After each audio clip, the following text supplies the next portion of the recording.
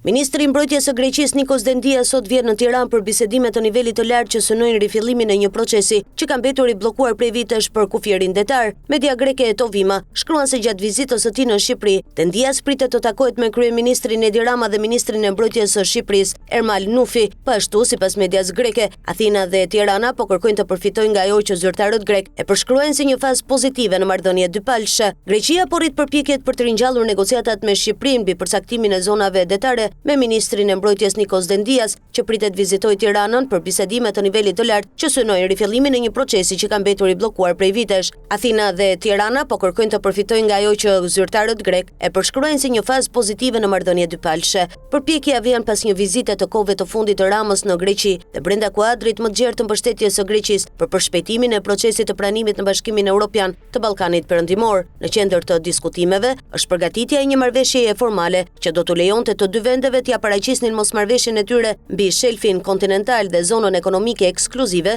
gjykimit ndërkombëtar. Procesi u ndërprej pas një vendimi negativ nga Gjykata Kushtetuese e Shqipërisë, i cili ndaloi progresin dhe e la çështjen të pazgjedhur. Megjithatë, zyrtarët grek besojnë se kushtet tani mund të jenë më të favorshme për një rifillim. Sipas burimeve, presidenti i Shqipërisë Bajram Begaj duket i gatshëm të autorizojë bisedime teknike të nevojshme për të çuar përpara procesin. Të dyja palët do duhet të kapërcejnë ende një numër pengesash procedurale. Një nga sfidat kryesore mbetet kapaciteti i kufizuar teknik i Shqipërisë për të mbështetur punën komplekse ligjore dhe diplomatike të kërkuar për një çështje para Hagës, një faktor që mund ngadalsoj progresin pavarësisht gatishmërisë politike nga të dyja palët. Zyrtarët grek kanë lënë të kuptojnë se asistenca teknike mund të ofrohet si pjesë e angazhimit më të gjerë të Athinës për të mbështetur vendet e Ballkanit Perëndimor në përmbushjen e qëllimeve të tyre të integrimit evropian. Kontakte të mëtejshme diplomatike priten në qershor, kur ministri i jashtëm grek Yorgo Gerapetritis është planifikuar të vizitojë Tiranën për një konferencë ministrore të fokusuar në mbështetjen për Ukrainën dhe sigurinë në Evropën juglindore. Takimi pritet gjithashtu të ofrojë mundësi për diskutime të mëtejshme dypalshe,